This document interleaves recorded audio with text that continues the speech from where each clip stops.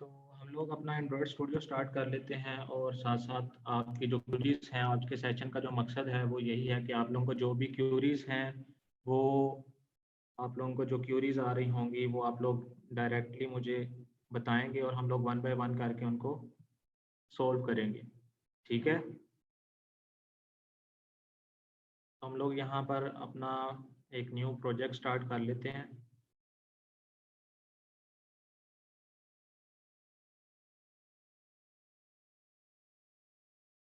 यहाँ पर हम लोग एक एम्प्टी एक्टिविटी सेलेक्ट करेंगे, उसके बाद हम लोग नेक्स्ट कर देंगे। यहाँ पर आज का जो जूम सेशन है उसका नाम रख देता हूँ अगस्त।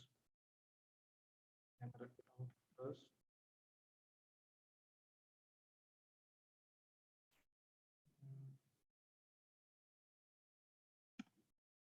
जूम सेशन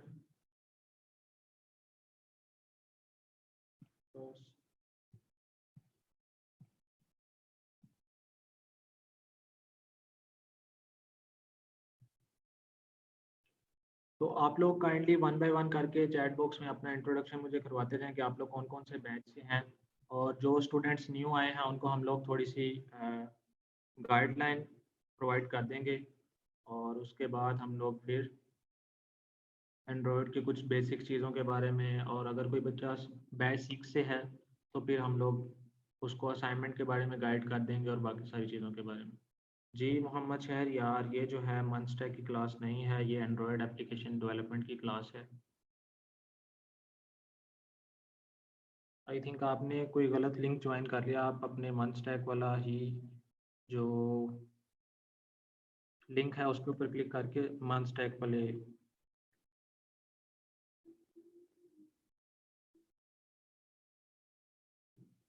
आप एलएमएस के ऊपर जाएं। एलएमएस के ऊपर न्यूज़ लगी होगी मन स्टैक की, उसके ऊपर क्लिक करें तो फिर आपका जो मन स्टैक वाला सेशन है आप उसके अंदर ज्वाइन हो जाए। Thank you. ठीक है, तो मोस्टली स्टूडेंट्स हमारे पास जो आज हमारे साथ लाइव आए हैं जूम सेशन के अंदर वो बैच 7 से हैं।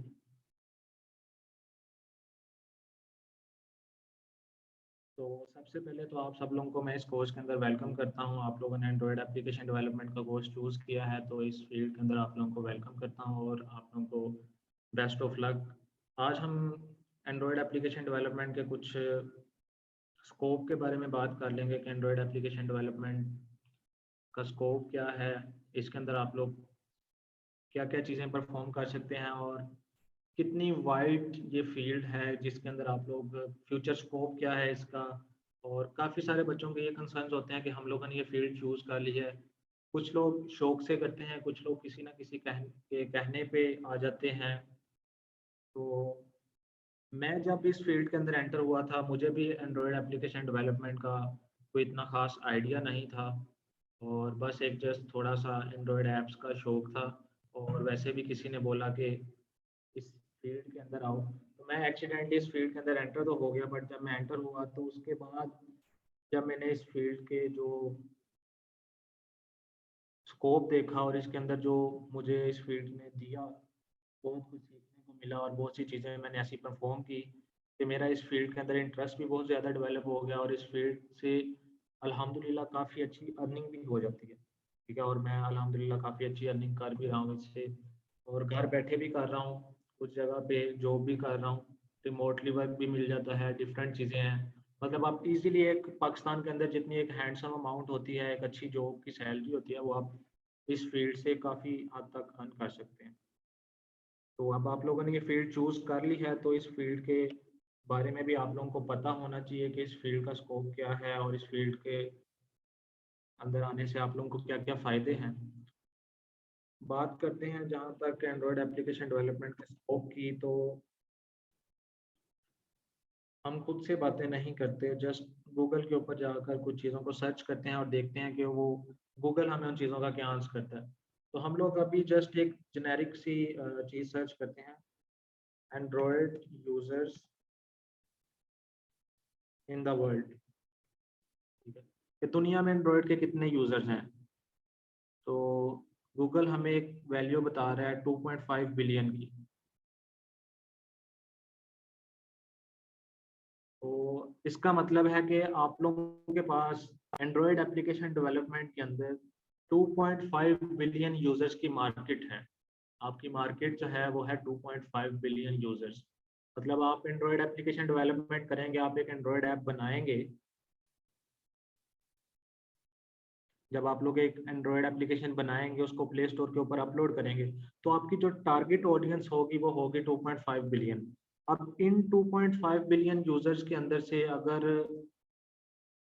2000, 3000 या 1 मिलियन लोग आपकी जो एप्लीकेशन है उसको डाउनलोड करते हैं, उसको यूज़ करते हैं, तो आप लोगों को दुनिया में किसी भी कंपनी के अंडर जॉब करने की ज़रूरत नहीं पड़ेगी, ना ही आप लोगों को प्रोजेक्ट्स ढूंढने पड़ेंगे। आप सिर्फ एक अपनी एक अच्छी सी एप्लीकेशन बना के, अपनी एक प्रोडक्ट बना के, तो आप उसी को अगर प्ले स्टोर के ऊपर अपलोड कर देते हैं, तो 1.5 2.5 बिलियन की मार्केट में से आपको सिर्फ चंद लोग ऐसे चाहिए जो आपके एप्लीकेशन को डाउनलोड करें और उसको चलाएं। तो आप लोग एक अच्छी खासी अमाउंट, अगर इसका आप लोगों को एक राउंड फिगर बताऊं तो मतलब आप 1 मिलियन यूजर्स की एक एप्लीकेशन आपको मंथली 4 से 5 लाख इजीली दे जाती है। अगर आपने उसके अंदर गूगल एड्स वगैरह लगाए हुए हैं तो गूगल एड्स की एक अमाउंट अलग बनती है। ठीक है। उसके बाद हम लोग एंड्रॉयड को सर्च करते हैं कि एंड्रॉयड स्टार्टिंग का, वो आप लोगों ने इनिशियल लेक्चर के अंदर भी देख लिया होगा कि एंड्रॉयड जो है वो कब स्टार्ट हुआ। हम सिंपली एंड्रॉयड के ऊपर सर्च कर लेते हैं। तो 2007 के अंदर इसका आगाज़ हुआ था, इसको बनाया गया था 2008 के अंदर आई थिंक। तो 2008 के बाद इसके अंदर डिफरेंट मॉडिफिकेशंस आती गई हैं। उसके बाद काफ़ी ज़्यादा एंड्रॉयड की जो फील्ड है, एंड्रॉयड ऑपरेटिंग सिस्टम है, अभी काफ़ी लेटेस्ट हो गया। इसके अंदर सिक्योरिटी भी बहुत ज़्यादा हो गई है अब एंड्रॉयड के अंदर, और डिफरेंट काफ़ी इंटरेस्टिंग फीचर्स आ रहे हैं एंड्रॉयड के अंदर। और एंड्रॉयड के बाद अब आप लोग जब एंड्रॉयड के ऊपर नया प्रोजेक्ट स्टार्ट करते हैं, पहले एंड्रॉयड सिर्फ मोबाइल फ़ोन्स की हद तक था, लेकिन अब जैसे ही आप लोग नया प्रोजेक्ट स्टार्ट करते हैं, न्यू प्रोजेक्ट, तो आपके पास देखो तीन चीज़ें आ रही हैं। फ़ोन एंड टैबलेट, ये एक अलग टारगेट है। उसके बाद वियर ओएस जो आप ना आजकल एंड्रॉयड वॉचेस यूज़ कर रहे हो, तो वॉच के लिए जो एप्लीकेशंस बनाई जाती हैं वो अलग से है। एंड्रॉयड टीवी, एंड्रॉयड टीवी एक काफ़ी इंटरेस्टिंग चीज़ है कि एंड्रॉयड एप्लीकेशंस जो हैं वो एंड्रॉयड टीवी के लिए बनाई जाती हैं। टीवी के लिए यहाँ से उसको डिज़ाइन किया जाता है और रिमोट कंट्रोल फीचर्स उसके अंदर रखे जाते हैं। तो वो एक लीन बैक लाइब्रेरी होती है, वो एक एडवांस चीज़ है। वो जब आप इस फील्ड के अंदर एंटर होंगे तो आप लोगों को इन चीज़ों का आइडिया हो जाएगा। उसके बाद ऑटोमोटिव है, जैसे आप लोग कार्स के अंदर भी आजकल एंड्रॉयड यूज़ हो रहा है। मतलब आपको कार के जो अंदर सिस्टम लगा होता है वो भी एंड्रॉयड होता है। तो उन सिस्टम्स के लिए भी ये सारी चीज़ें अलग अलग उन्होंने डिफाइन कर दी। तो एंड्रॉयड के थ्रू आप लोग मोबाइल फ़ोन्स को टारगेट कर सकते हो। डिफरेंट, सबसे बड़ी मार्केट आपके पास है मोबाइल फ़ोन्स की, प्ले स्टोर मार्केट, जो प्ले स्टोर की एप्लीकेशन जो हैं। तो आप लोगों ने सबसे पहले तो फर्स्ट डे से मैं आप लोगों को ये सजेस्ट करूँगा कि आप लोग अपना एक आइडिया जनरेट करो, आइडिया गेट करो। एक सोच हो आपकी एक एप्लीकेशन ऐसी बनाने की जो कि यूनिक हो। आपके माइंड में कोई एक ऐसी एप्लीकेशन हो जो यूनिक हो, मतलब दुनिया में अभी तक कोई एप्लीकेशन ना बनी हो, या एक ऐसा आइडिया हो जो आप लोग बनाओ तो वो इतना ज़्यादा सेल हो कि आप लोग की एक अपनी एक अलग पहचान बन जाए। ठीक है। तो आप लोगों ने कोई भी एक आइडिया फर्स्ट डे से सोच लेना है कि यार मैं इस तरह की एप्लीकेशन बनाऊंगा, ताकि जब आपका कोर्स एंड हो तो एट द एंड आपके पास एक अपनी एप्लीकेशन हो। आप उसी एप्लीकेशन को जो जो कंसेप्ट मिलते जाए उस एप्लीकेशन के अंदर ऐड करते जाओ, और वन बाय वन करके अपनी एप्लीकेशन को कंप्लीट करो, ताकि एट द एंड जो है आप लोगों को ये ना हो कि आप लोगों ने सारा कोर्स पढ़ लिया उसके बाद आप लोगों के पास अपना एक पोर्टफोलियो ही ना बने। ठीक है। कोर्स के शुरू में आप लोगों ने 3 टारगेट्स रखने हैं। एक तो आप लोगों ने अपना पोर्टफोलियो बिल्ड करना है। पोर्टफोलियो बिल्ड करने के लिए आप लोगों को डिफरेंट ऐप्स बनानी पड़ेंगी। ठीक है। और उसके बाद फिर आप लोग जब अपनी एप्लीकेशन बना लोगे, ठीक है, उसके बाद आप लोगों को थोड़ी सी एक इन्वेस्टमेंट की ज़रूरत पड़ेगी। $25 की, जो कि आप लोगों ने प्ले स्टोर का अकाउंट बाय करना होगा। ठीक है, आप लोगों ने प्ले स्टोर का अकाउंट बाय करने के लिए $25 लगाने होते हैं। $25 का अकाउंट होता है। यहाँ पे गूगल प्ले कंसोल, वो जब आप लोगों के पास अमाउंट होगी आप लोग इजीली उसको बाय कर लोगे। इन चीज़ों पे टाइम वेस्ट करने के बजाय हम लोग आते हैं आपकी क्यूरीज की तरफ। तो अभी तक आप लोगों का एंड्रॉयड के कोर्स के बारे में जो भी फीडबैक है, काइंडली एक तो वो अपने फीडबैक को शेयर करें, ताकि आप लोगों को मैं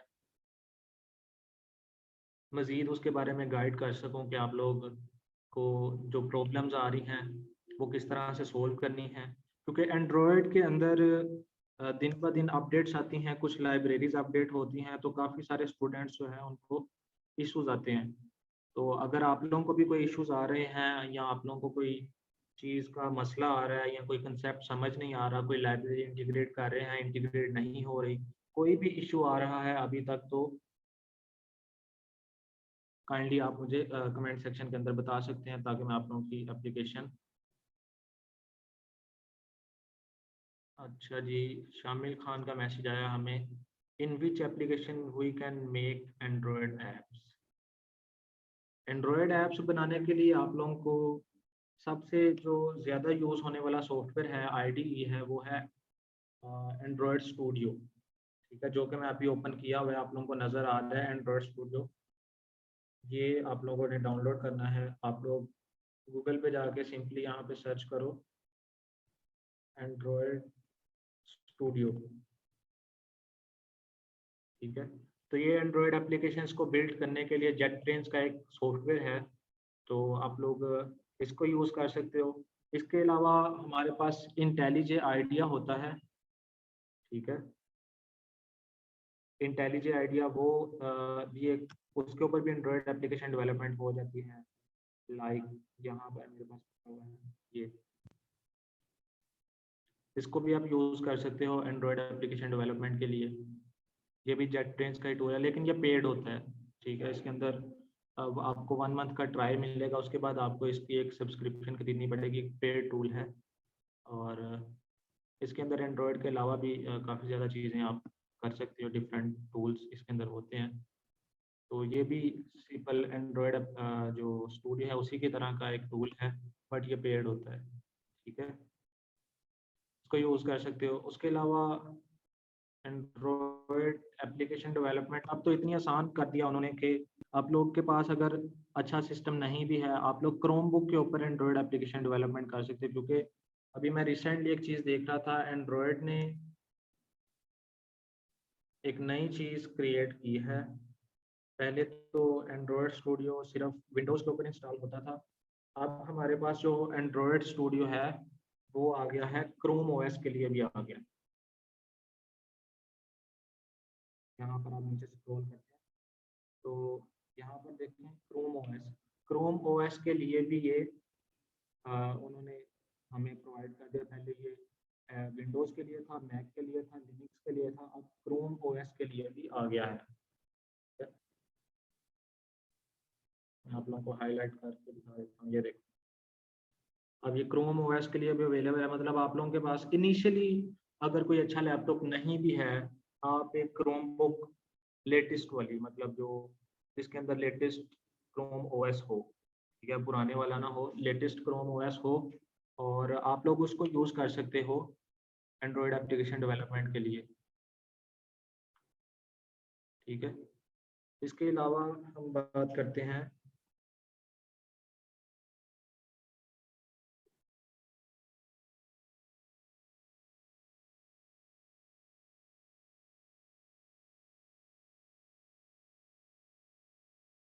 तो इसके अलावा हमारे पास क्वेश्चन है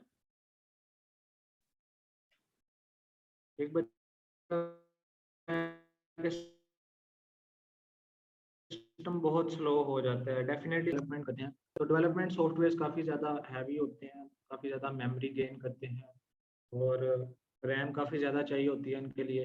तो मैं आप लोगों को रेकमेंड करूँगा कि आप लोगों का जो भी सिस्टम है उसकी मिनिमम 8 GB रैम हो। अगर वो Core i5 है। और अगर आप लोगों के पास थर्ड जनरेशन या फोर्थ जनरेशन का लैपटॉप है तो उसमें मिनिमम आप लोगों के पास 16 रेकमेंड करूंगा। अगर आप लोगों के पास फिफ्थ या सिक्स जनरेशन का लैपटॉप है तो उसमें मिनिमम 8 GB, ठीक है। क्योंकि जिनके अंदर DDR4 रैम लगी होती है वो काफ़ी ज़्यादा स्पीड और अच्छी परफॉर्मेंस वाले लैपटॉप होते हैं। उनमें 8 GB से भी काफ़ी अच्छी डेवलपमेंट स्पीड आती है और काफ़ी अच्छा इंटरफेस ओपन होता है और मतलब स्मूथ वर्क चलता है। लेकिन जो थर्ड जनरेशन जिनके अंदर DDR3 रैम लगी हुई है उसकी स्पीड चूँकि स्लो होती है, इस वजह से लैपटॉप जो है स्लो हो जाता है, हैंग हो जाता है। इसमें एंड्रॉयड का एक ये भी है कि आप लोग इसको मैकबुक के ऊपर भी करो। मैकबुक की काफ़ी ज़्यादा स्पीड होती है।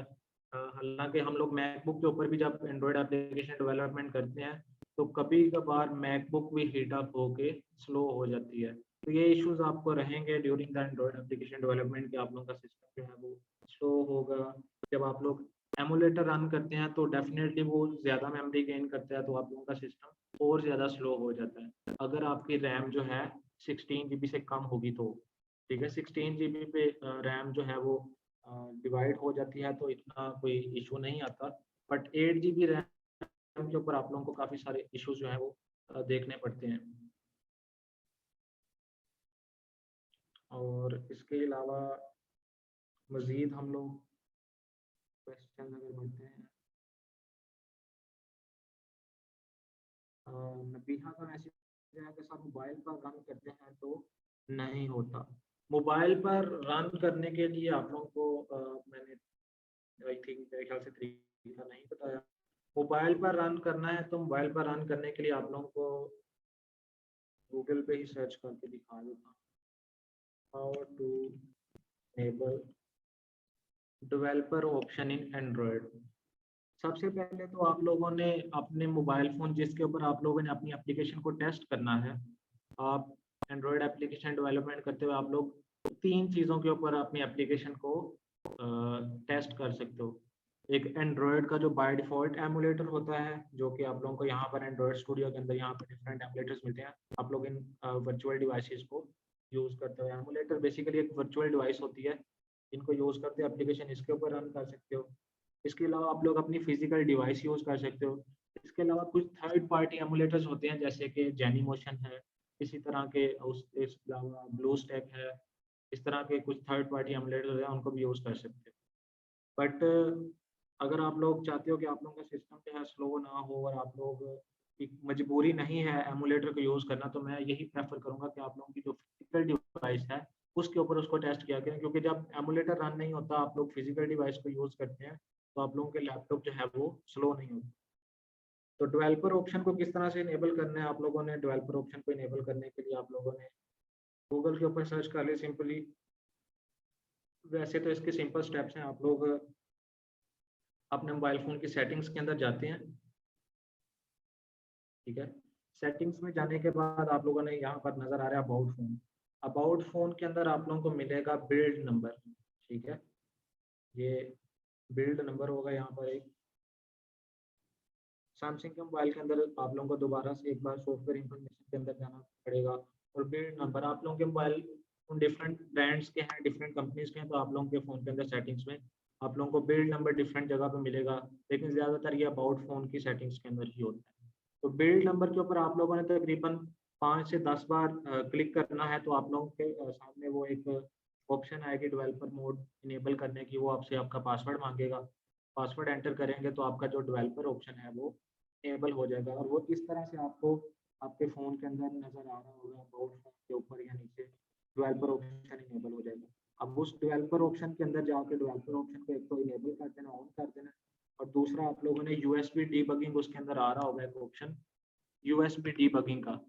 यूएसबी डीबगिंग भी आपने उसके अंदर इनेबल कर देना है, ठीक है। तो इस तरह से आपका जो फ़ोन है वो एक डेवलपर का फ़ोन हो जाएगा, डेवलपर मोड इनेबल हो जाएगा।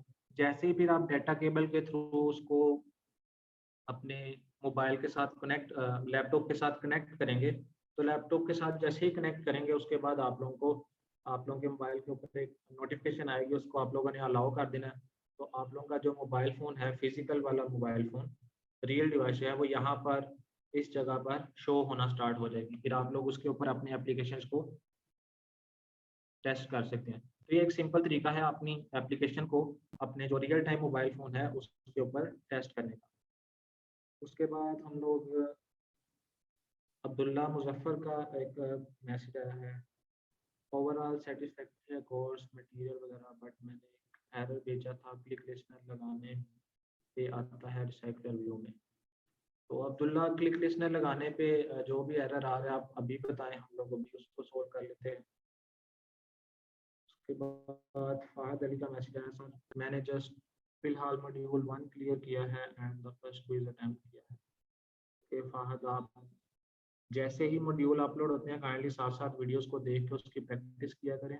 अदरवाइज इसी तरह से मॉड्यूल 12 आ जाएगा, आप अभी मॉड्यूल 3 या 4 पे होंगे या 6 या 7 पे, तो इस तरह से फिर आप लोगों को मज़ा नहीं आएगा कोर्स करने का। मज़ा तभी आता है जब आप लोग जैसे ही लेक्चर आता है उसको पिक करते हैं, उसको पढ़ते हैं, उसके बाद उसकी प्रैक्टिस करते हैं, फिर आप लोग क्विज अटेम्प्ट करते हैं और एक वीक के अंदर 2 मॉड्यूल्स आपको जाते हैं। तो एक वीक के अंदर 2 मॉड्यूल्स का यही मकसद है, हम लोग एक वीक के अंदर 7 मॉड्यूल भी दे सकते हैं या एक वीक के अंदर आपका कोर्स भी खत्म कर सकते हैं। आपको सारे के सारे लेक्चर्स इकट्ठे ही प्रोवाइड कर दें, फिर आप लोग उसको जब मर्ज़ी दें। बट एक वीक के अंदर 2 मॉड्यूल्स देने का मकसद यही है कि आप लोग अगर मंडे को मॉड्यूल मिलता है, तो आप लोगों को 2-3 दिन प्रैक्टिस के लिए भी चाहिए होते हैं। आपको एक लेक्चर के अंदर जो सिखाया जाता है, आप 2-3 दिन उसकी प्रैक्टिस करो, उसकी उसी को बार-बार रिपीट करो, ठीक है? रिपीट करने के बाद जब तक नेक्स्ट मॉड्यूल आता है, फिर उस नेक्स्ट मॉड्यूल को पकड़ो, उसको भी 2-3 बार रिपीट करो, उसको भी अच्छी तरह से सर्च करो, उसके बारे में डिफरेंट चीज़ों को सीखो। आप लोगों ने सिर्फ मेरे लेक्चर तक महदूद नहीं रहना होता। आप लोगों को जो मैं लेक्चर के अंदर बता रहा हूँ, आप लोग उसी को इंटरनेट के ऊपर सर्च करो, आप लोगों को डिफरेंट मेथड्स मिलते हैं, डिफरेंट एडवांस चीज़ें मिलती हैं। तो आप लोगों ने उन चीज़ों को सर्च करना होता है, उसके ऊपर प्रैक्टिस करनी होती है। देन ही आप लोग जो है इस फील्ड के अंदर सर्वाइव कर सकोगे। अदरवाइज़ अगर आप सिर्फ एक ही चीज़ तक महदूद रहोगे, तो आप लोगों का नॉलेज जो है वो बाउंड हो जाएगा, एक ही जगह पे स्टक हो जाएगा, आप लोगों को कुछ सीखने को नहीं मिलेगा। उसके बाद अब्दुल्ला मुज़फ़्फ़र हैं एंड देन वेब को कन्वर्ट किया था ऐप में, उसमें कॉन्टेक्ट्स को कैसे इनिशियलाइज़ करवाएँगे? कॉन्टैक्ट अस को आई थिंक मेरे ख़्याल से आप इनेबल करवाना चाह रहे हैं कि जैसे कॉन्टैक्ट अस का बटन होता है, लाइक आप वेबसाइट को कन्वर्ट करते हैं, आप डिफरेंट वेबसाइट के ऊपर बटन्स आ रहे होते हैं कि कॉल अस, या फिर आप लोगों के पास बटन आ रहा होता है व्हाट्सएप का। तो आप चाह रहे होंगे कि जैसे ही व्हाट्सएप के बटन के ऊपर क्लिक करूँ तो मैं सीधा व्हाट्सएप की एप्लीकेशन ओपन हो जाए। तो आप लोगों ने जस्ट सिंपल सर्च करना है enable WhatsApp button on web view, ठीक है? तो जैसे ही आप उसके ऊपर सर्च करोगे आपको उसका आसान सा तरीका मिल जाएगा। अब उसको एक छोटा-सा फंक्शन होता है, वो डिप्लॉय करना है तो वो ईज़िली हो जाएगा। उसके बाद है मोबाइल लैपटॉप के साथ लिंक नहीं होता। तो अभी मैंने बता दिया है कि मोबाइल को लैपटॉप के साथ लिंक किस तरह से करना है, आप ईज़िली उसको लिंक कर सकते हो। उसके बाद पूछा सर क्रोम पे कैसे, तो क्रोम के बारे में भी बता दिया है कि क्रोम ओएस जो है वो क्रोम बुक्स होती हैं जिनके अंदर सिर्फ क्रोम ऑपरेटिंग सिस्टम होता है, लाइक वो सिर्फ गूगल क्रोम ही चलाती हैं, वो सस्ते लैपटॉप्स भी जिन्हें कहते हैं, ठीक है? तो उनके बारे में बताया था कि उनके ऊपर भी अब गूगल ने फीचर दे दिया, एंड्रॉयड ने फीचर दे दिया कि वो क्रोम ओएस के ऊपर भी एंड्रॉयड स्टूडियो को इंस्टॉल किया जा सकता है। उसके बाद शामिल खान है, उनका एक मैसेज आया है, अगर पेड को क्रैक करके फिर उसे इस्तेमाल करें तो अगर आपको इसका क्रैक मिल जाता है इंटेलिजेंट आइडिया का तो ये यूज़ कर लें। बट एंड्रॉयड स्टूडियो खुद एक बहुत अच्छा सॉफ्टवेयर है, मैं रेकमेंड करूँगा कि आप लोग उसी को यूज़ करें। अगर फिर भी कोई इंटेलिजेंट आइडिया की तरफ शिफ्ट होना चाहता है तो आप लोग हो सकते हैं। एंड नेहा का मैसेज आया है, सर एरर्स को कैसे रिमूव करें अगर हमें जावा नहीं आती? एरर्स को रिमूव करने के लिए जावा आने की ज़रूरत नहीं है, आपको सिर्फ कोई भी एरर आता है आप लोग यहाँ पर लोगकैट के ऊपर देखो जाके कि लोगकैट जो है उसके अंदर किस चीज़ का एरर आ रहा है, आप लोगों को इजीली एरर मिल जाएगा। जावा, मैं ये नहीं कहूँगा कि एंड्रॉयड एप्लीकेशन डेवलपमेंट सीखने के लिए आप लोगों को पहले 1 या 2 मंथ जावा सीखनी पड़ेगी, जावा के कंसेप्ट सीखने पड़ेंगे, उसके बाद उसके बाद ही आप लोग जो है एंड्रॉयड एप्लीकेशन डेवलपमेंट कर सकते हैं। ऐसा बिल्कुल नहीं है आप लोग अभी स्टार्टिंग कर रहे हैं, अभी इसमें जावा इतनी आई भी नहीं है, मतलब अभी आप लोगों को सिर्फ XML सिखाई जा रही है कि आप लोगों ने लेआउट्स किस तरह से बिल्ड करने हैं। लाइक ये एक मेरे पास लेआउट है, अब इसके ऊपर बटन किस तरह से लगाना है, इमेज को किस तरह से लगाना है, ये सारी चीज़ें हैं। या इनके ऊपर क्लिक होगा तो क्लिक के ऊपर क्या भी एक्टिविटी परफॉर्म होगी वो जावा के अंदर करते हैं। मतलब अभी इतने कोई ज़्यादा कोडिंग नहीं है, बिल्कुल बेसिक कंसेप्ट हैं, तो इनके लिए आप लोगों को इतनी ज़्यादा जावा के नॉलेज की ज़रूरत नहीं है। आप लोगों को सिर्फ सिर्फ ये कंसेप्ट पता होना कि बटन के ऊपर क्लिक करना है तो कौन सा फंक्शन लगाना होता है, वो मैंने आप लोगों को बता दिया कि ऑन क्लिक लिसनर लगाना है। ठीक है, तो ऑन क्लिक लिसनर का सिंटैक्स भी आपको मैंने लेक्चर्स के अंदर बताया हुआ है कि आप लाइक अगर आप लोगों ने एक बटन के ऊपर क्लिक लिसनर लगाना है तो वो किस तरह से लगाना है, एक बटन को फाइंड करना है तो वो किस तरह से करना है। थोड़ी बहुत चीज़ें हैं, सिंटैक्स आपको थोड़ा सा देखना पड़ेगा कि जावा के कोड को लिखते किस तरह से हैं, एंड और छोटी मोटी चीज़ें हैं, इसमें कोई डीप कॉन्सेप्ट्स नहीं है। ठीक है, बाकी लॉजिक जो है वो लॉजिक आपके माइंड के ऊपर डिपेंड करता है। मतलब आप कोई अपनी एप्लीकेशन बना रहे हैं, उसमें आप लॉजिक की बात कर रहे हैं, तो लॉजिक आप लोगों को खुद बनानी होती है। आप लोग लॉजिक खुद डिज़ाइन करते हैं कि आप किस तरह की लॉजिक बनाना चाह रहे हैं।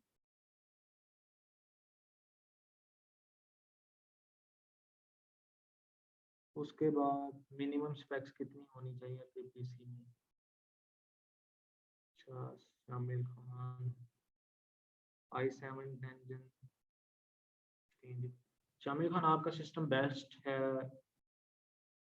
ग्राफिक डिजाइनिंग के लिए भी, डेवलपमेंट के लिए, मतलब काफ़ी अच्छा सिस्टम है आपके पास, तो आप इजीली उसको कर सकते यूज़। हैदर अली कह रहे हैं कि जैम सपोर्ट नहीं हो रहा। जैम आप वो वर्चुअल डिवाइस पे इंस्टॉल कर रहे होंगे तो आपका जैम जो है वो सपोर्ट नहीं कर रहा होगा। इसके लिए आप क्या करें कि सबसे पहले तो चेक करें कि आपका जो सिस्टम है उसकी वर्चुअलाइजेशन जो है इनेबल है या नहीं है। उसके लिए आप लोगों ने सर्च कर लेना है गूगल के ऊपर सिंपली कि वर्चुअलाइजेशन को किस तरह से इनेबल किया जाता है। ठीक है,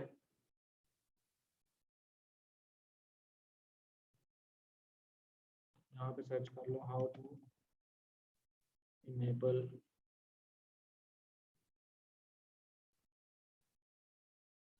वर्चुअलाइजेशन ऑन विंडोज 10। ठीक है, तो यहाँ पर डिफरेंट ऑप्शंस आ रहे हैं, इसको भी एक बार रीड कर लेना है कि वर्चुअलाइजेशन किस तरह से, हाइपर वी वर्चुअलाइजेशन किस तरह से इनेबल करनी है। उसके बाद इसको रीबूट करो, फिर जैम को इंस्टॉल करने की कोशिश करो तो हो जाएगा। जो भी एरर है आप लोग उसको गूगल के ऊपर एक बार सर्च कर लिया करो। एवरीथिंग जो है वो गूगल के ऊपर अवेलेबल है, हर चीज़ का हल लिखा हुआ है, बस आप लोगों ने थोड़ी सी सर्च करनी है और उसको डिप्लॉय करना है। आप लोगों के errors with in second solve हो जाते हैं। मज़ीद हम लोग कमेंट्स की तरफ आते हैं।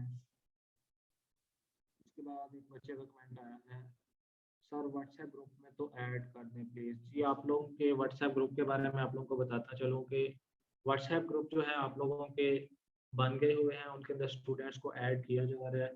तो काफ़ी ज़्यादा स्टूडेंट्स होने की वजह से एकदम व्हाट्सएप के ऊपर सब स्टूडेंट्स को ऐड नहीं कर सकते, क्योंकि व्हाट्सएप की कुछ पॉलिसीज़ हैं। वो एक टाइम के ऊपर आप लोग अगर काफ़ी ज़्यादा स्टूडेंट्स को व्हाट्सएप ग्रुप के अंदर ऐड करते हैं या कॉन्टैक्ट्स को ऐड करते हो तो व्हाट्सएप जो है वो आपका जो व्हाट्सएप है उसको ब्लॉक कर देता है। इस वजह से हम लोग चंक्स के अंदर बच्चों को थोड़ा थोड़ा डिवाइड करके कि मतलब एक दिन इतने स्टूडेंट्स ऐड होंगे, उससे अगले दिन इतने स्टूडेंट्स ऐड होंगे, तो इस तरीके कार के थ्रू हम लोग व्हाट्सएप ग्रुप के अंदर ऐड करते हैं। तो आप लोगों को थोड़ा सा वेट करना पड़ेगा जब तक कि आपको ऐड नहीं कर, आपका डाटा हम तक पहुँच गया हुआ है, तो आप लोगों को तकरीबन इस वीक के अंदर अंदर आप लोगों को व्हाट्सएप ग्रुप के अंदर ऐड कर देते हैं। ठीक है,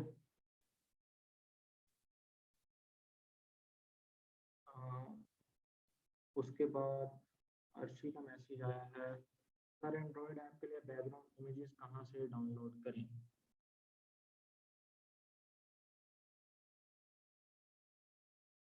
nice question. Android application development के लिए इमेजेस आप लोग डिफरेंट वेबसाइट्स बता देता हैं जो कि आप लोगों को हेल्पफुल रहेंगी। एक तो है अनसप्लैश। ठीक है, unsplash.com के ऊपर जाओ, यहाँ पर आप लोगों को फुल हाई रेजोल्यूशन जो है इमेजेस यहाँ पर मिलती हैं, लाइक यहाँ पर वॉलपेपर्स, ठीक है। काफ़ी ज़्यादा हाई रेजोल्यूशन में आप लोगों को यहाँ से अनसप्लैश से मिल जाएंगी। एक तो ये वेबसाइट आप लोगों ने याद रखनी है, unsplash.com, ठीक है।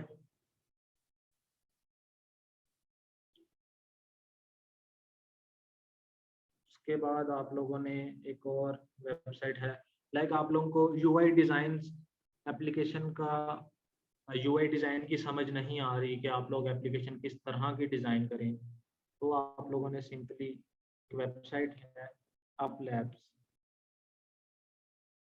uplabs.com पे चले जाएं। यहाँ पर आप लोगों को एप्लीकेशंस के यूआई डिज़ाइंस मिलेंगे, यूज़र इंटरफेस, ठीक है। यहाँ पर बहुत सी एप्लीकेशन के आप लोगों को फ्री ऑफ कॉस्ट जो है वो यूआई डिज़ाइंस मिल जाते हैं। आप लोग यहाँ से आइडियाज़ ले सकते हैं, कलर्स कम्बिनेशन के, बैकग्राउंड्स के, एप्लीकेशन की स्क्रीन्स के, कि आप लोगों को एप्लीकेशन की स्क्रीन किस तरह से डिज़ाइन करनी चाहिए। ये देखें, साइन इन एंड रजिस्ट्रेशन का एक यूआई बनाया है एक डिज़ाइनर ने। आप लोगों को यहाँ पे देखें कितने अच्छे डिज़ाइन मिल जाते हैं फ्री ऑफ कॉस्ट। आप डिज़ाइन से थोड़ी सी इंस्पिरेशन लेके तो आप लोग अपनी एप्लीकेशन के अंदर इनको डिप्लॉय कर सकते हैं, ठीक है। और पूरी पूरी एप्लीकेशन के भी मिल जाते हैं यहाँ से, लाइक यहाँ पे आप लोग लिखो फूड ऐप, तो यहाँ पे देखें फूड ऐप जो है उसकी पूरी पूरी यूआई डिज़ाइन पड़ी हुई है कि उसका डैशबोर्ड किस तरह का होना चाहिए, उसकी साइन इन स्क्रीन किस तरह से होनी चाहिए। डिफरेंट यूआई डिज़ाइन आप लोगों को यहाँ से मिल जाएंगे अपलैब्स के ऊपर से। उसके बाद आप लोगों को आइकन्स चाहिए होते हैं अपनी एप्लीकेशन के अंदर लगाने के लिए, लाइक आप लोग ईमेल का आइकन चाहिए या यूज़र का आइकन चाहिए, तो डिफरेंट आइकन्स चाहिए। आइकन्स के लिए एक वेबसाइट है फ्लैट आइकन्स, एक और वेबसाइट है flaticons.com। तो ये एक थर्ड वेबसाइट है, जब आप लोग एंड्रॉयड एप्लीकेशन डेवलपमेंट कर रहे होते हैं तो आप लोग को इन 3 वेबसाइट से काफ़ी ज़्यादा मदद मिलती है, काफ़ी ज़्यादा हेल्पफुल रहती है। यहाँ पर आप लोग डिफरेंट आइकन सर्च कर सकते हैं, पीएनजी आइकन, ठीक है। ईमेल का आइकन सर्च करें, यहाँ पर आइकन आप लोगों को पीएनजी फॉर्म में मिल जाएंगे। और आप इन आइकन्स को मॉडिफाई भी कर सकते हैं, लाइक ये ब्लैक कलर में है, इसका मैंने आइकन थोड़ा सा मॉडिफाई करना है। इसके अंदर पहले आप लोगों ने लॉगिन कर लेना है। यहाँ पर मैं लॉगिन कर लेता हूँ।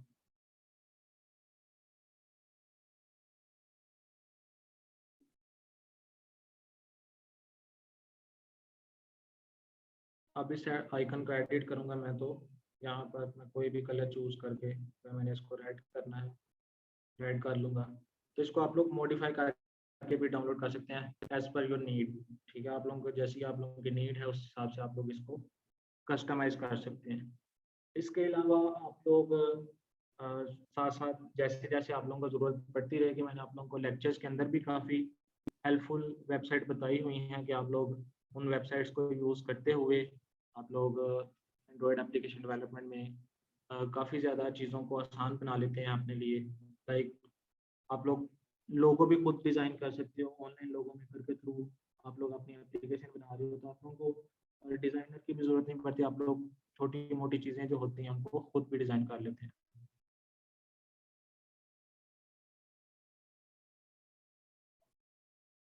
एग्जैक्टली आप लोग आप फिर इस तरह से करो, अगर आपका हाइपर भी इनेबल करने के बाद भी आप इंस्टॉल नहीं हो रहा तो आप जैम जो है एक बार अपने एंड्रॉयड स्टूडियो को अनइंस्टॉल करो, दोबारा से इंस्टॉल करके देखो और अपडेटेड वर्जन करो ताकि वो जो मिसिंग कंपोनेंट्स होते हैं उनको भी डाउनलोड कर ले। क्योंकि अक्सर ऐसे होता है कि आप लोग जब एंड्रॉयड स्टूडियो को डाउनलोड कर रहे होते हैं, इंस्टॉल कर रहे होते हैं, तो इंस्टॉलेशन के दौरान आपका इंटरनेट जो होता है वो इंटरप्ट हो जाता है, तो कोई पैकेज जो होता है वो मिस हो जाता है। तो पैकेज मिस होने की वजह से क्या होता है कि फिर आप लोगों का जो इंस्टॉलेशन के दौरान कुछ कंपोनेंट्स मिस हो जाते हैं और फिर एरर आता है बाद में। उसके बाद माहीन हमारे साथ, सलाम सर, वालेकुम सलाम। Can you please tell in detail के असाइनमेंट में क्या करना है एंड्रॉइड के बैच 6 का बुक वाला असाइनमेंट।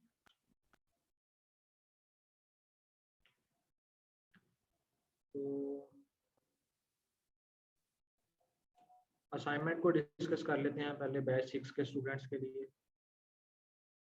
असाइनमेंट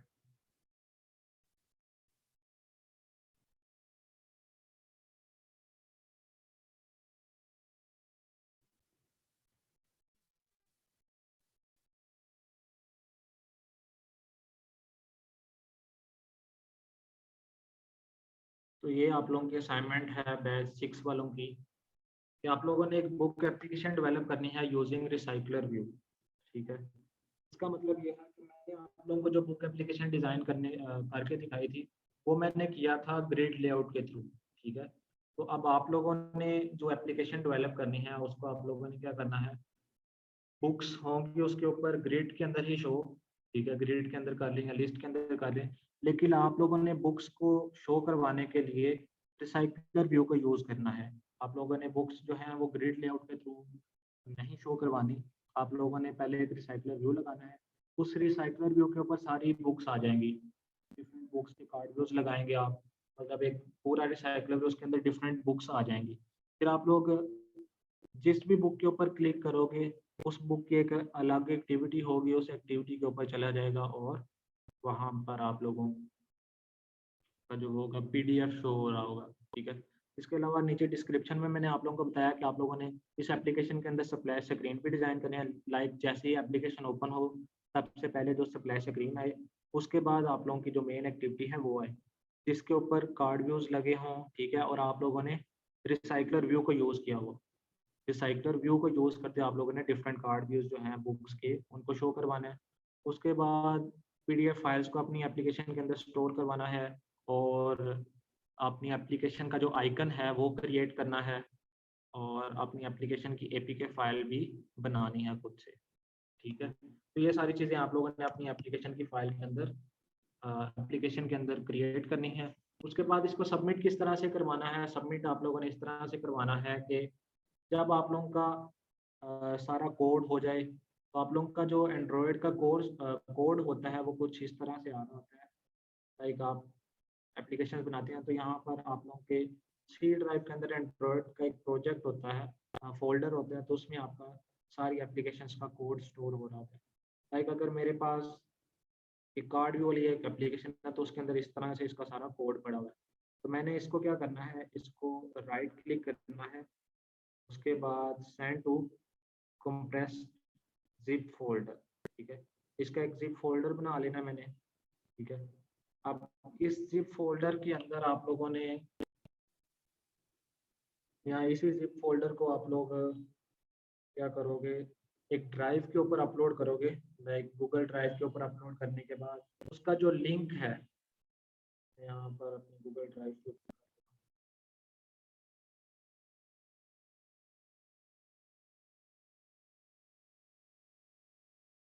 आप लोगों ने गूगल ड्राइव के ऊपर इस जिप फाइल को अपलोड करना है।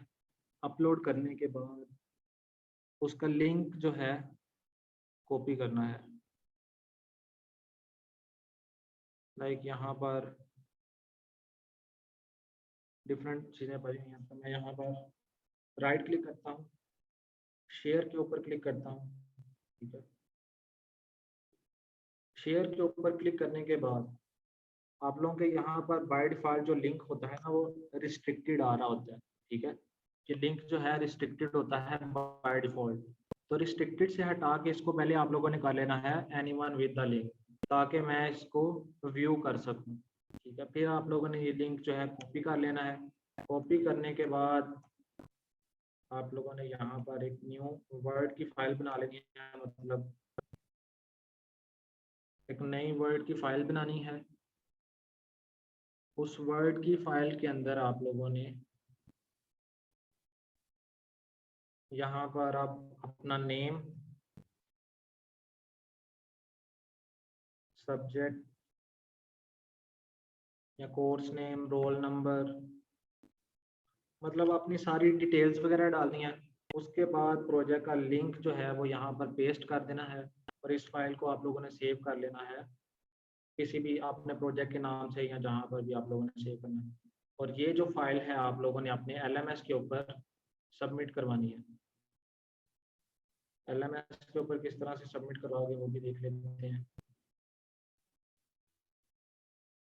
यहाँ पर आप लोग अपने LMS के ऊपर लॉगिन करोगे।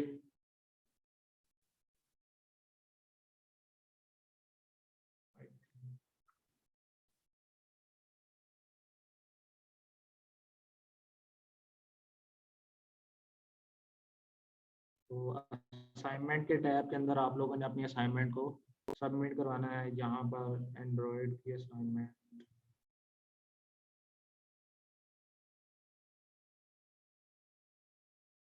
ये रही। यहाँ पर आप लोगों ने चूज फाइल के ऊपर क्लिक करना है और वो जो फाइल थी उसको सिलेक्ट करना है जहाँ पर भी आप लोगों ने सेव किया। मैंने डॉक्यूमेंट्स के अंदर नेम के नाम से सेव की, तो इसको मैं ओपन कर लूँगा। तो ये मेरे पास अब आ गई एक फाइल, और इसको मैंने फिर सबमिट बटन के ऊपर क्लिक करके सबमिट करवा देना है। ठीक है, तो ये सिंपल स्टेप्स हैं इसको सबमिट करवाने के। तो सबमिट करवाना भी लाजमी है और डेडलाइन से पहले पहले सबमिट करवा देना, क्योंकि डेडलाइन के बाद जो होता है काफ़ी स्टूडेंट्स के मैसेज आ रहे होते हैं कि मेरी मिस हो गई है असाइनमेंट, मैं सबमिट नहीं करवा सका। तो वो ईमेल के थ्रू कर रहे होते हैं। तो जब एक बार आपकी असाइनमेंट मिस हो गई तो उसके बाद फिर आप लोग खुद जिम्मेदार हो, असाइनमेंट आप लोगों को दोबारा मौका नहीं मिलेगा। ठीक है।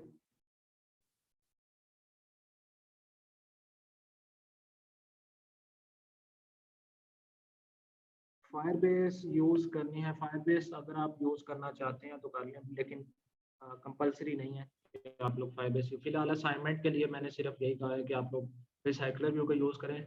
फायरबेस आप जब आप फाइनल प्रोजेक्ट करेंगे तो उसमें यूज़ कर लें, या आप इस एप्लीकेशन के अंदर भी करना चाह रहे हैं तो आप कर लें।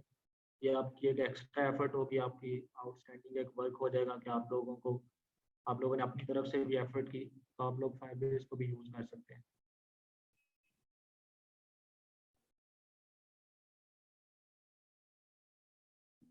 सर क्या रिकॉर्डिंग प्रोवाइड हो सकती है? मुझे बहुत मुश्किल आ रही है। सोनिया फाइज, सोनिया आपको क्या इशू आ रहा है? रिकॉर्डिंग तो वैसे आपको LMS के ऊपर मिल जाएगी, आप इजीली रिकॉर्डिंग जो है आपको उस पे ये जूम सेशन की रिकॉर्डिंग भी मिल जाएगी, और आपको लेक्चर जो है वो तो रिकॉर्डेड फॉर्म के अंदर ही मिलते हैं। तो जूम सेशन की रिकॉर्डिंग आपको मिलेगी आपके LMS के ऊपर। एक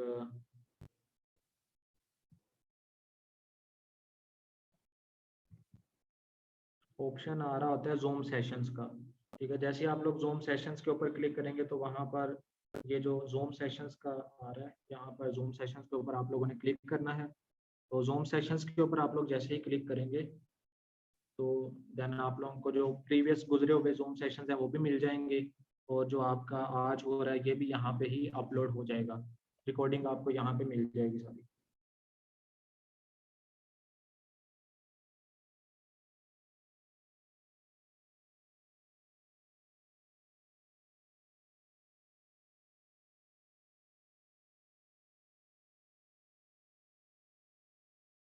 और सर जी नेट प्रॉब्लम बहुत हो रही है, तो जिसको भी इंटरनेट की इशू आ रहा है उसी इसीलिए हम लोग रिकॉर्डिंग करते हैं साथ साथ, कि आप लोग जो है रिकॉर्डिंग देख के बाद में अपने इश्यूज को रिजोल्व कर लें।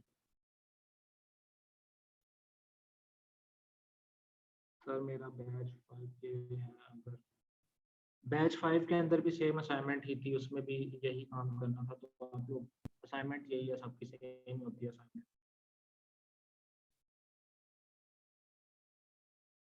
उसके बाद हैदर अली कह रहे हैं कि उनकी असाइनमेंट के अंदर कुछ शो नहीं हो रहा। क्यों शो नहीं हो रहा? मैं यहाँ से डाउनलोड करके देख लेता हूँ कि आपके असाइनमेंट में क्यों नहीं शो हो रहा।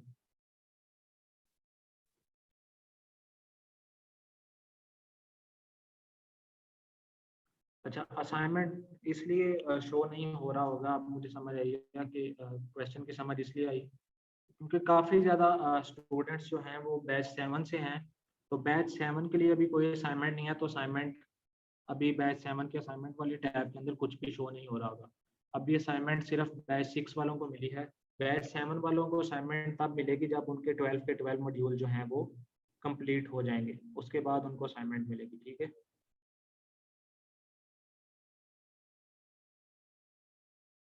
उसके बाद कुछ बच्चों का क्वेश्चन है कि एडवांस के अंदर मशीन लर्निंग जो है उसको यूज़ नहीं किया।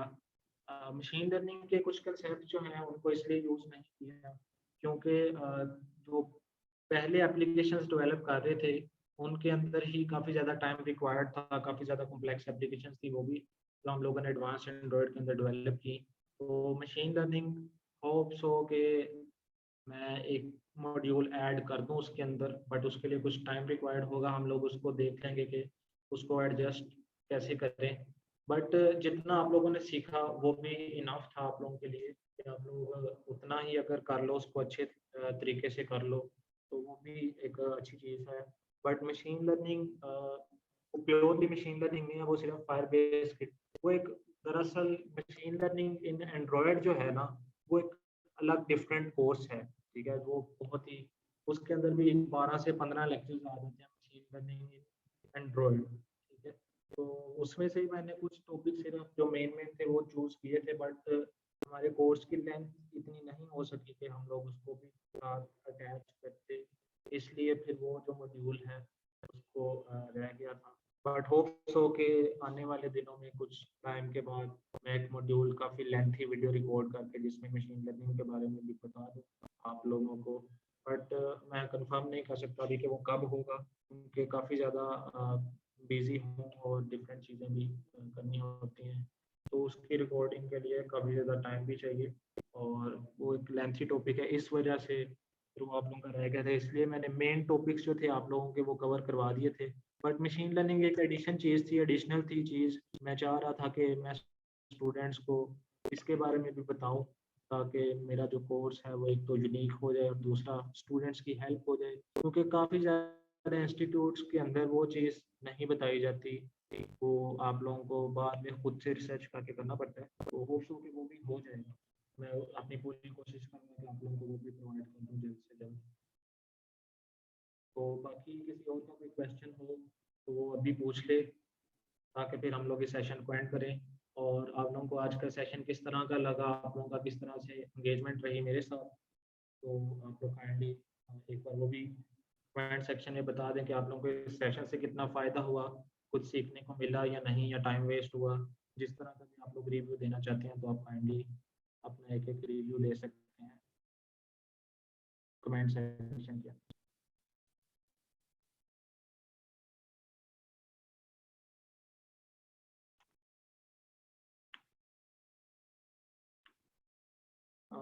अर्शी का मैसेज है कि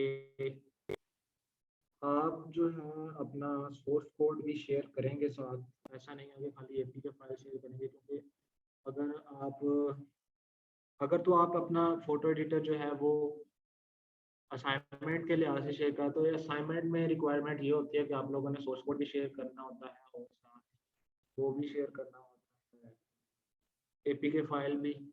तो आप लोगों के लिए मस्ट है कि आप अपना सोर्स कोड भी शेयर करें। बट इस चीज़ का आप लोगों को रिस्क नहीं होगा कि आपका सोर्स कोड यहाँ लीक आउट हो जाएगा, या मेरे लिए वो मतलब डेटा मैंने चेक करने के बाद डिलीट ही करना होता है, क्योंकि मेरे सिस्टम के अंदर इतनी स्पेस नहीं होती। और इस तरह का कोई इशू नहीं है, आपको प्राइवेसी इशू भी नहीं है, ना ही आपका कॉपीराइट इशू होगा। तो आप मुझे वो सोर्स कोड सेंड कर सकती हैं, ताकि मैं देखूं कि आपने किस तरह का वर्क किया है। उससे फ़ायदा आपको ही होने वाला है, ताकि क्योंकि एपी के फाइल से वो चीज़ें पता नहीं लगती जो सोर्स कोड को देखते हुए पता लगती हैं कि आपने किस तरह की वर्किंग की हुई है, ठीक है? इसीलिए मैं सोर्स कोड रिक्वायर करता हूँ। मैं सोर्स कोड को पर्सनली अपने एक सिस्टम के ऊपर रन करके देखता हूँ कि आप लोगों का सोर्स कोड और आप लोगों ने प्रोफेशनल वे में कोडिंग की है या रफ वे में कोडिंग की है, आप लोगों ने क्या लॉजिक लगाई है, यही चीज़ें देखने वाली होती हैं। इनसे मुझे भी बहुत कुछ सीखने को मिलता है। काफ़ी ज़्यादा स्टूडेंट्स ने लॉजिक्स यूज़ की होती हैं और काफ़ी इंटरेस्टिंग चीज़ें की होती हैं, तो देखने में काफ़ी अच्छा लगता है और मज़ा भी आता है कि यार स्टूडेंट्स जो हैं वो काफ़ी ज़्यादा एफर्ट कर रहे हैं और अपना 100% दे रहे हैं। बाकी आप लोगों को ये इशू नहीं होगा कि आपका सोर्स कोड लीक होगा, या आप लोगों को आप लोगों की एप्लीकेशन अगर लाइव है तो आप लोगों का सोर्स कोड कहीं और सेल कर दिया जाएगा। ऐसा कुछ भी नहीं होगा, वो आपकी प्रॉपर्टी है तो वो आपकी ही प्रॉपर्टी रहेगी।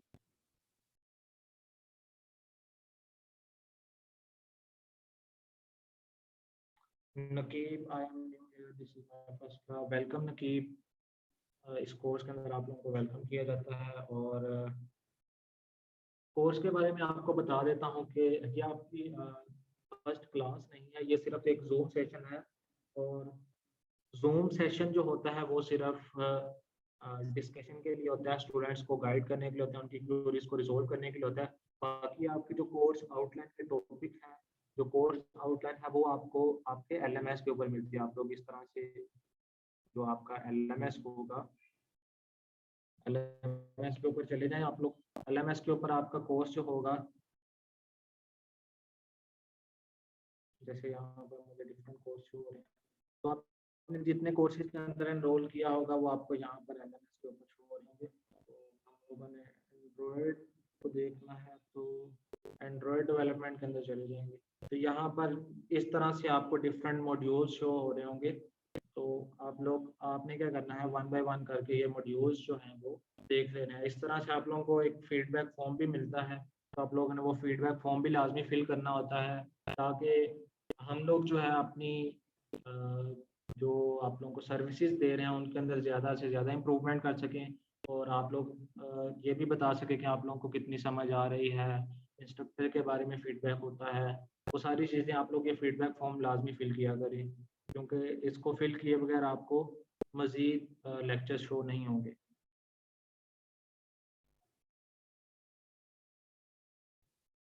जी, जावा कोर्स के अंदर आपको बताई जाएगी कि जावा किस तरह से लिखी जाती है, जावा के फंक्शन किस तरह से लिखे जाते हैं, जावा का सिंटैक्स क्या होता है। तो वो सारा कुछ कोर्स के अंदर ही बताया जाए। इसके अलावा किसी का कोई क्वेश्चन हो या किसी को कोई इशू आ रहा हो तो वो मुझे बता दे, देन फिर हम लोग इस सेशन को एंड करें। और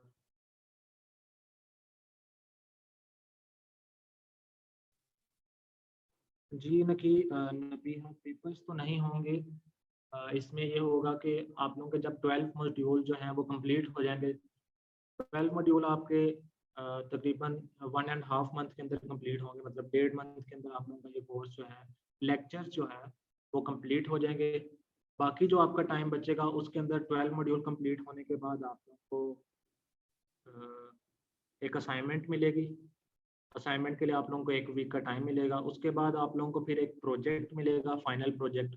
असाइनमेंट और प्रोजेक्ट सबमिट करवाना लाजमी है, क्योंकि इसकी बेस के ऊपर ही आपको मार्क्स दिए जाते हैं, सर्टिफिकेट डिस्ट्रीब्यूट होता है। तो आप लोगों ने जो असाइनमेंट है और प्रोजेक्ट है वो लाजमी सबमिट करवाना है। जब आप लोगों के असाइनमेंट और प्रोजेक्ट सबमिट हो जाएगा उसके बाद आप लोगों का एक गैट होता है। गैट लाइक जनरल एप्टीट्यूड है, तकरीबन 30% जो है जनरल क्वेश्चन आते हैं और 70% आपके कोर्स के रिगार्डिंग होते हैं। वो एक गैड जो होता है वो इसलिए लिया जाता है कि अब बच्चों को प्राइज डिस्ट्रीब्यूशन करना होता है। वो एक ग्रैंड टेस्ट समझ लो, जिस तरह से होता है ग्रैंड टेस्ट के अंदर वो डिफरेंट चीज़ें होती हैं। तो उसके बाद फिर आप लोगों को सर्टिफिकेट मिलता है। ठीक है, तो आप लोगों को सारे सिनेरियो की भी समझ आ गई होगी कि आपका कोर्स किस तरह से चलेगा और आप लोगों को कब कौन सी चीज़ मिलेगी। पहले 12 मॉड्यूल तक, मतलब 12 मॉड्यूल आपके ख़त्म होंगे, मतलब आप पूरे कोर्स की जो वीडियोस हैं वो सुनोगे, आपने क्विज परफॉर्म करोगे। उसके बाद के 12 मॉड्यूल्स के बाद आप लोगों को एक असाइनमेंट मिलेगी, एक प्रोजेक्ट मिलेगा और उसके बाद फिर आपका ग्रेड होगा। अगर आप दूसरे सिटी से हैं तो आपको जो सर्टिफिकेट है वो बाय पोस्ट सेंड कर दिया जाएगा, टीसीएस के थ्रू कर दिया जाएगा। ठीक है, तो आपको सर्टिफिकेट आपके घर पे मिल जाएगा। जी नबीहा, असाइनमेंट्स के नंबर होंगे। अभी रिसेंटली काफ़ी ज़्यादा स्टूडेंट्स ने पिछले जो बैचेस गुजरे हैं उनके अंदर काफ़ी स्टूडेंट्स के मैंने प्रोजेक्ट्स देखे और असाइनमेंट्स देखी। लाइक बच्चों ने बहुत ज़्यादा आउटस्टैंडिंग वर्किंग की हुई थी, मेरी उम्मीद से भी ज़्यादा। बहुत ज़्यादा बच्चे जो हैं वो अच्छा वर्क कर रहे हैं। लाइक कुछ स्टूडेंट्स को मैंने देखा कि ऑनलाइन स्टडी कर रहे हैं, ऑनलाइन स्टडी करके भी वो इतना अच्छा वर्क कर रहे हैं। तो मैं उन सब लोगों को अप्रिशिएट करना चाहूँगा कि वो लोग इतनी मेहनत करते हैं और अपनी फील्ड के साथ अपने साथ सिंसियर हैं। तो एक दिन इंशाल्लाह वो एक अच्छे मुकाम पे होंगे और अपने माँ बाप का नाम रोशन करेंगे।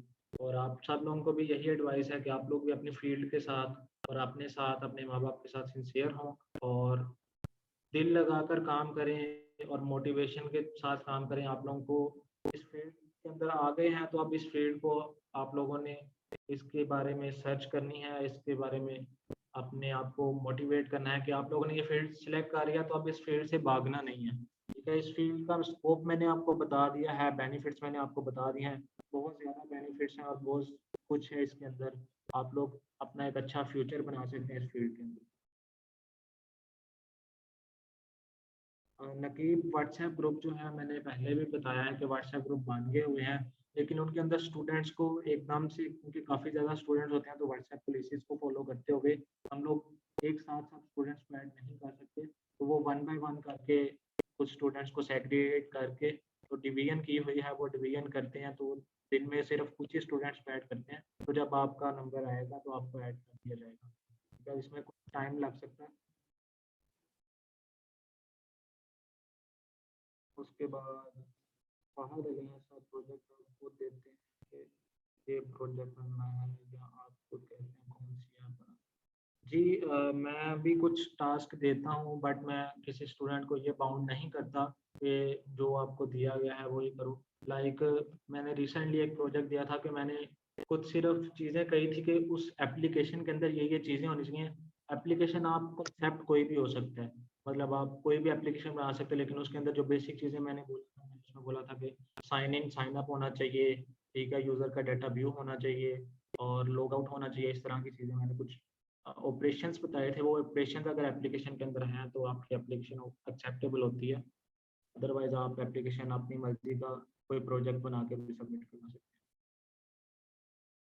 और मैं एंड्रॉयड आपको बेसिक से एंड्रॉयड तक जो एडवांस है वहाँ तक सिखाऊंगा। मतलब आपको एक्सएमएल डिज़ाइन करने से लेकर डेटाबेस अटैच करने तक और वो सारी चीज़ें एक्टिविटीज़ को किस तरह से लिंक करते हैं, जो भी मैं आप लोगों को सिखाऊंगा। मतलब आप इस काबिल हो जाएंगे कि आप लोग एंड्रॉयड एप्लीकेशन डेवलपमेंट को समझ लेंगे और मज़ीद फिर आप लोगों को किसी और से सीखने की जरूरत नहीं पड़ेगी। आप खुद ब खुद चीज़ों को सर्च करके तो आप एप्लीकेशन बिल्ड करना स्टार्ट करें।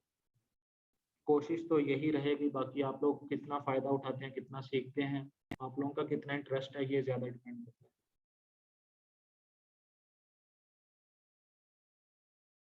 उसके बाद शामिल खान है सर, मैंने गेम बनाया था जो मैंने प्ले स्टोर में डाला था, वो भी एंड्रॉयड डेवलपमेंट में आएगा। तो गेम आपने किस पे डिज़ाइन की थी? यूनिटी पे डिज़ाइन की थी या किसी और प्लेटफॉर्म पे डिज़ाइन की थी? क्योंकि यूनिटी जो है वो एक अलग चीज़ है। यूनिटी के ऊपर डिज़ाइन की थी तो वो भी एप्लीकेशन डेवलपमेंट में ही आ जाता है। लाइक अब गेम्स की भी बहुत सारी टाइप्स हैं। एंड्रॉयड के ऊपर आप एक लिमिट तक गेम को डिज़ाइन कर सकते हैं। मतलब आप एंडलेस रनर गेम बना सकते हो, कुछ क्विज गेम बना सकते हो, या कुछ डिफरेंट छोटी मोटी गेम्स बना सकते हो। लेकिन कॉम्प्लेक्स गेम्स जैसी होती हैं, रेसिंग गेम्स या इस तरह की जो कॉम्प्लेक्स गेम्स होती हैं, वो आप लोग जो है यूनिटी या सैंडबॉक्स या इस तरह के जो फ्रेमवर्क्स होते हैं उनको यूज़ करते हुए बनाते हैं। तो एंड्रॉयड के ऊपर आप सिर्फ एंडलेस रनर गेम या छोटी मोटी गेम्स बनाते हैं। ज़्यादा कॉम्प्लेक्स गेम आप एंड्रॉयड के ऊपर डिज़ाइन नहीं करते, क्योंकि गेम्स जो है आजकल गेम्स का स्कोप ये है कि गेम्स के जिस लेवल के ग्राफिक्स होंगे उतना ही वो ज़्यादा पॉपुलर होती है, उतना ही ज़्यादा अच्छा चलती है। तो गेम्स के ग्राफिक्स और वो सारी चीज़ें, वो उनके सिस्टम रिक्वायरमेंट भी काफ़ी ज़्यादा होती है और आप लोग क्या करते हैं कि उसको डिज़ाइन भी स्पेशल प्लेटफॉर्म्स के ऊपर करते हैं।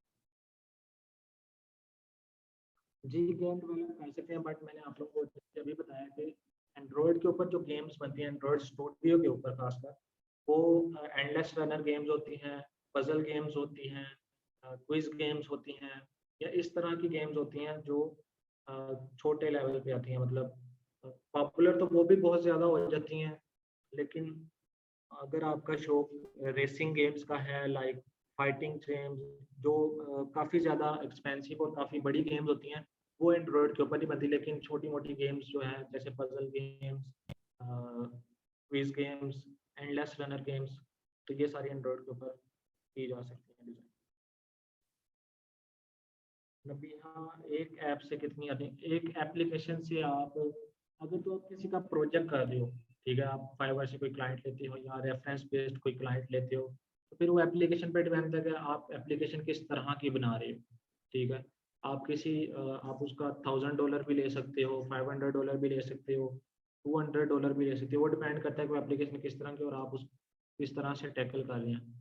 ठीक है, उसके बाद अगर एप्लीकेशन आपकी अपनी है और आपने प्ले स्टोर के ऊपर अपलोड की हुई है और उसके तकरीबन 1000 से ज़्यादा डाउनलोड्स हैं, 1000 से ज़्यादा डाउनलोड्स हो जाते हैं और उसके अंदर आपने गूगल एड्स में इंटीग्रेट किया, तो आप इजीली राउंड अबाउट मतलब 40-50 हज़ार से कमाना स्टार्ट कर रहे हो। जैसे ही आपके डाउनलोड्स और यूज़र्स बढ़ना स्टार्ट होते हैं, आपके एप्लीकेशन के यूज़र बढ़ते हैं।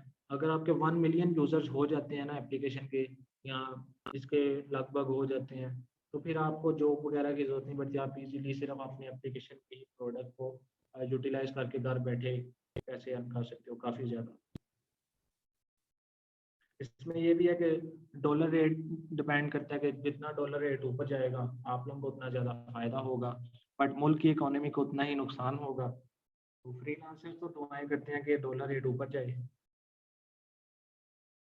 बट ये प्राइस जो है अप एंड डाउन।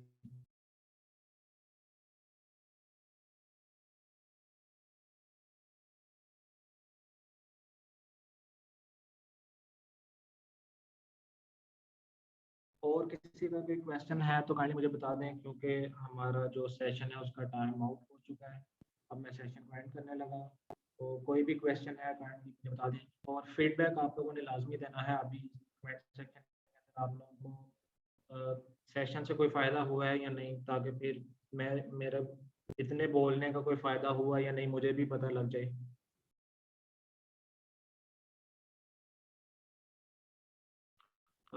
शामिल खान, प्ले स्टोर के अलावा कोड कैनन एक वेबसाइट है, वहाँ पर एप्लीकेशन सेल आउट होती हैं। डिफरेंट प्लेटफॉर्म्स है जिनके ऊपर आप लोग एप्लीकेशन बना के तो रख देते हो और उसका एक प्राइस सेट कर देते हो कि अगर किसी को इसका सोर्स कोड चाहिए या टेम्पलेट चाहिए तो वो फिर सेल आउट होता है। शामिल खान, कोई फायदा नहीं हुआ। जी, और किसी का कोई क्वेश्चन हो काइंडली मुझे बता दें। Okay, thank you everyone. आप सब लोगों का कुछ शुक्रिया कि आप लोग मुझे सुनते हैं और मेरे लेक्चर सुनते हैं। जी, तो आई थिंक अब किसी का कोई इशू नहीं रह गया। बाकी अगर किसी का कोई इशू रह भी जाएगा तो हम लोग नेक्स्ट जूम सेशन के अंदर उसको देख लेंगे।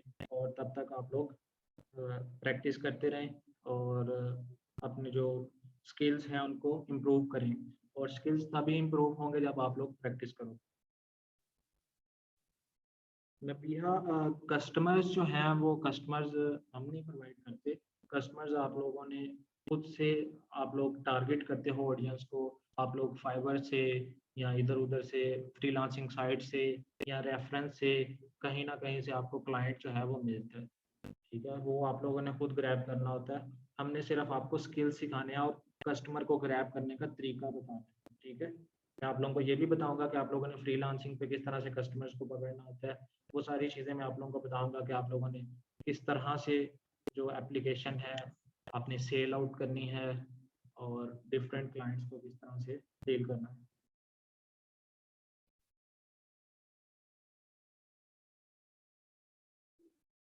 ओके जी, थैंक यू एवरीवन।